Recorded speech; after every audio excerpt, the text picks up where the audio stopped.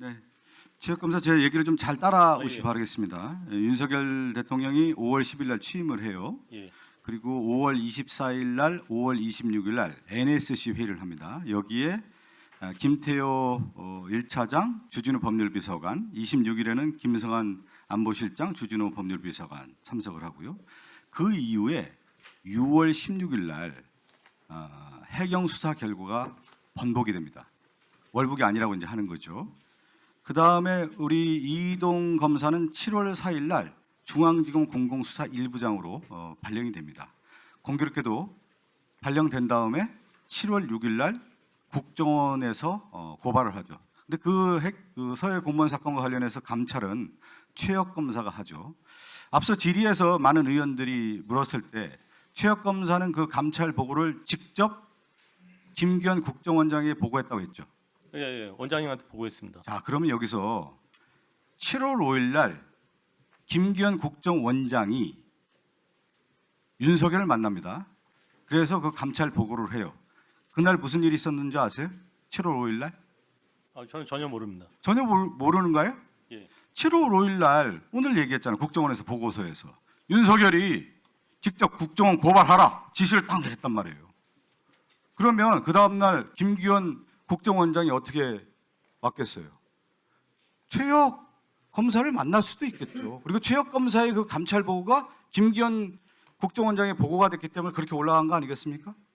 어떻게 생각하세요? 원장님한테는 다 보고를 드렸습니다. 그렇죠. 7월 5일 날 그 보고가 되고 근데 정확한 날짜는 저는 모르고 정확하게 기억을 제가 말씀을 드리잖아요. 그런 다음에 7월 5일 날 국정원에 보고하라 윤석열이 명령을 내립니다. 자, 그 명령을 내리고 7월 6일 날 고발이 돼요. 그 고발에 가장 중요한 검사가 누구냐면 이동 검사가 되는 거예요. 자, 여기서 우리 국정원 2차장님. 네. 역대 대통령이 국정원장을 만나서 한 수사에 고발하라 이렇게 지시 내린 적 있습니까? 제가 정확하게 다 확인은 안 해봤습니다만은 그거는 일반적인 건 아닌 것 같습니다. 자, 그러면 우리 구자현 검찰청 네. 대행님. 대통령이 직접 수사 지시를 한 거 아니에요, 이거는요? 근데 저희는 뭐 그 고발 경위에 대해서는 아는 바가 없습니다. 예. 직접 이거는 경위를 없다고 하더라도 오늘 국정원 보고에 나온 거 아닙니까? 윤석열이 직접 지시하라고 한 거 아니에요? 박지원하고 서훈 뭐 이런 사람 다 잡아들이라 이렇게 지시 내린 거 아니겠습니까? 이렇게 볼 수밖에 없는 것이죠, 이 증거가. 그래서 10월 26일 날 서울 전 국방부 장관 김홍희 해경청장이 구속이 되는 겁니다.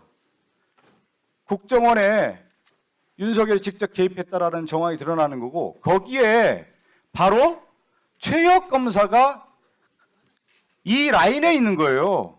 검찰에 들어와서 파견 검사가 김기현 국정원장에 보고하고 이거 윤석열 하명을 받고 이 구조가 되는 건데 제가 PPT 하나만 띄워주십시오. PPT 하나 띄워주십시오.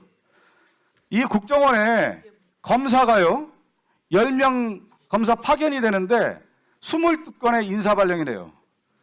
자, 이 차장님.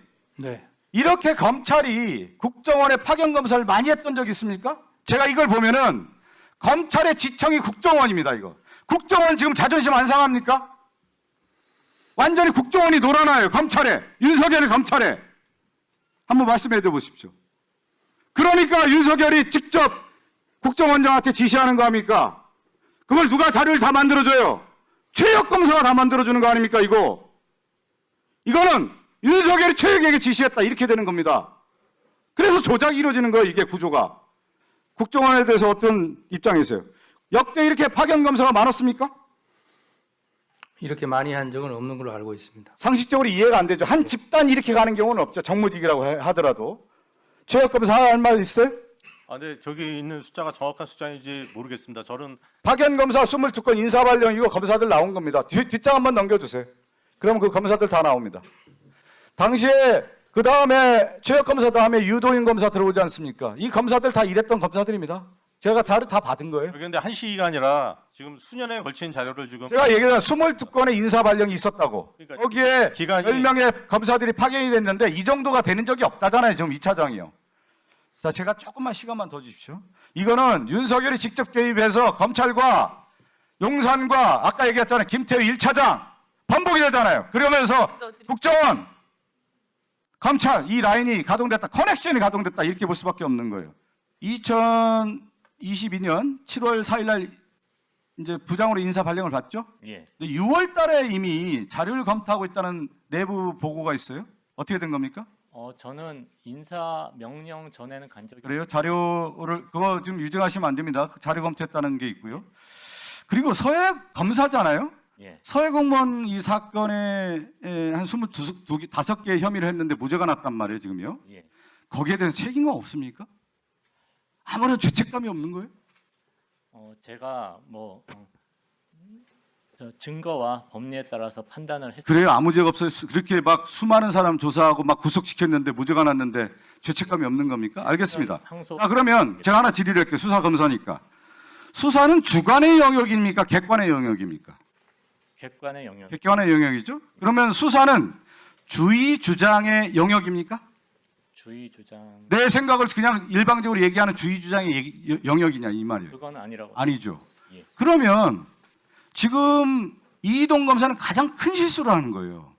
오늘 이 자리 국정조사가 개인의 개헌의 주의 주장을 발표하는 자리입니까? 이 공적인 자리에서 객관적 증거를 얘기하는 자리입니까? 후자인 것 같습니다. 후자죠. 예. 오늘 근데 줄고 예. 개인적 견해라는 주장을 해요. 예. 실종이라고 하는 부분을. 예. 그러면 수사 당시에 이동 검사는 객관적 증거와 실체적 진실이 아니라 내 생각이 이거는 실종이다라고 하고 규정을 하고 이걸 수사했다라고 하는 반증입니다. 이거는. 아닙니다, 위원님. 저는 이제 아까 말씀드렸듯이 여러 증거를 가지고 이거 이제 실족이라고 생각을 자, 하고 제가 하나 얘기를 들어볼게요. 예. 상식적으로 생각해 보세요. 왜 이동 검사는 실족이라고 생각했을까? 1분만 1분만 더 주세요. 논리로 얘기하는 겁니다. 추리와 논리로. 이동 검사는 왜 실족이라고 주장을 계속했을까? 그거는 실족이면 자진월북이 안 되는 거예요. 그래서 수사가 되는 거예요. 그래서 이걸 규정을 했는데 밑에 검사들이 현명한 거예요. 뭐냐? 실족의 객관적 증거와 정황 증거가 나오지 않아요. 그래서 공소에 실족을 뺀 겁니다. 왜 이 사실을 아냐면 이거는 그 당시에도 여러 논란이 있었어요. 근데 논란이 있었는데 이게 왜 없어졌냐면 객관적 증거와 정황 증거가 없는 거예요. 본 사람이 있어요? 근데 지금 이동 검사는 개인적 견해라고 하면서 주관적 영역, 주의 주장을 계속 얘기합니다. 이래서 뭐냐면 이 사건은 처음부터 이동 검사가 7월 4일 날 발령받았고 7월 6일 날 고발하는데 7월 5일 날 윤석열이 명령을 내리는 거예요. 하명을 받은 수사를 누가 하냐? 이동 검사가 수사를 하는. 그러니까 이것은 오염된 조작 수사가 될 수밖에 없는 이 커넥션이 형성이 되는 거예요. 왜? 네. 답변 드리겠습니다. 일단 국정원에서 고발을 한 것은 월북 부분은 아닙니다. 국정원 내 자료 파기 부분입니다. 그렇기 때문에 월북 부분을 국정원에서 고발한 것을 전제로 말씀하시는 것은 맞지 않는 것 같습니다. 그리고 두 번째, 저와 수사팀은 월북이 아니라는 것에는 자진 월북이 아니라는 것은 일치합니다. 근데 공판팀은 실족이나 자살이나 그거를 확인할 수 없다 그런 것이고 저의 입장은 자살할 이유가 없기 때문에 이건 실족이 아닌가 그렇게 저희 견해입니다. 이동 검사의 논리가 후배들 검사한테 깨진 거예요. 이게 그대로 드러난 거 아닙니까? 하여튼 저희 입장. 그렇게 합니까? 개인의 주장으로? 그래서 그 월북이 아니라는 것에 대해서는 저희가 일치합니다. 월북이 아니라는 것. 예, 1분 더 드릴까요? 자살할 네. 이유는 없다고 생각하는 것입니다. 네. 자,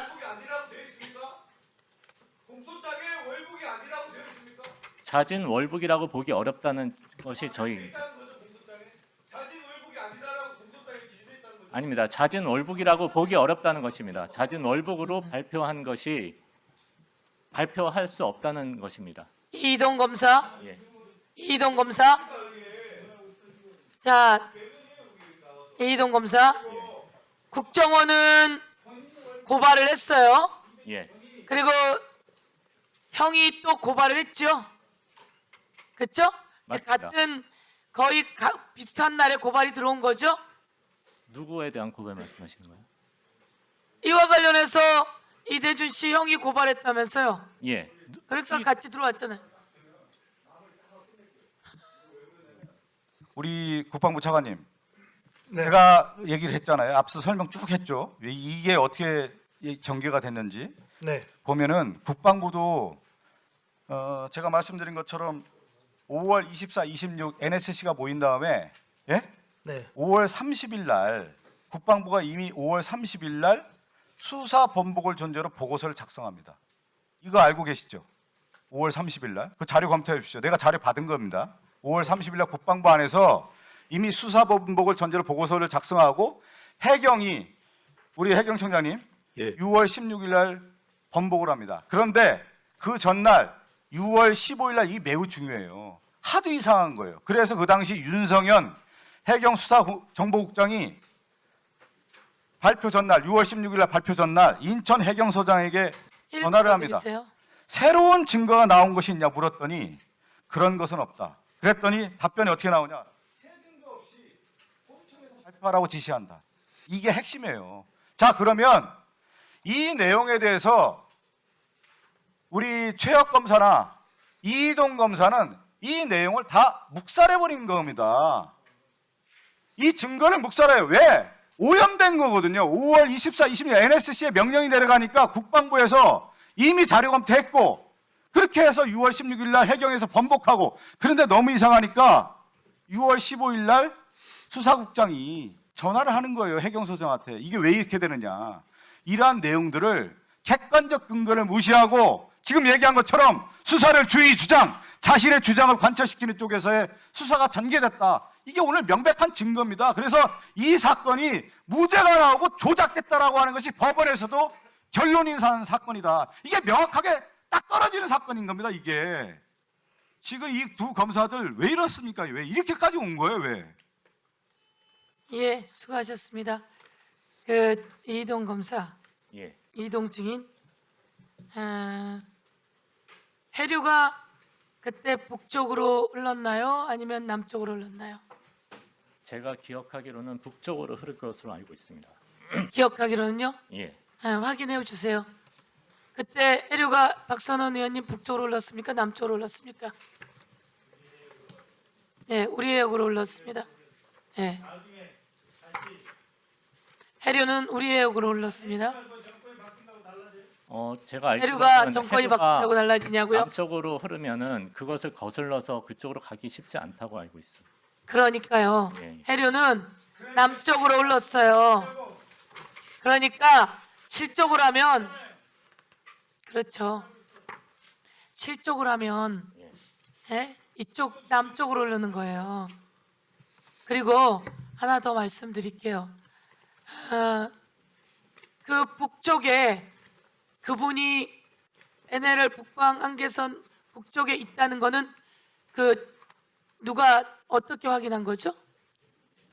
북쪽에 있다는 걸? 그분이 북쪽에 있다는 걸 누가 예, 예. 어떻게 확인했어요? 그거는 SI 첩보에서 제가 말씀드리기 어렵고 저기 국방부 쪽에서 말씀드리면 예, 국방부 차관님 북쪽에 있다는 게 어떻게 확인됐죠? 예, 군의 첩보 자산에 의해서 확인이 됐습니다. 첩보 자산에 의해서 확인된 거지 눈으로 보인 게 아니잖아요.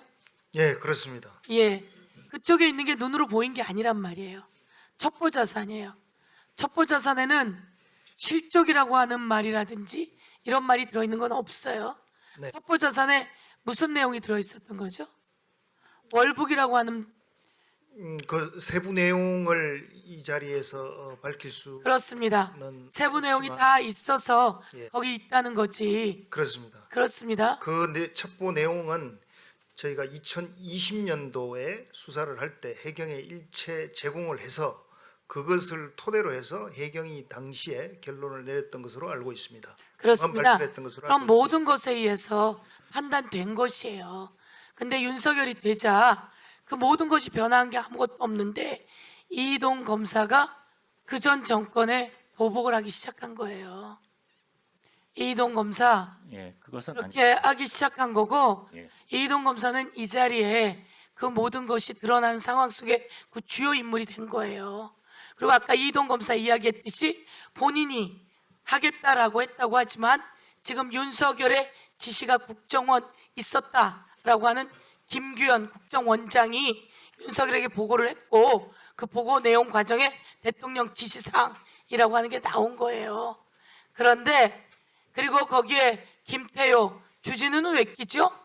윤석열의 법무비서관으로 황태자이기 때문에 낀 거예요.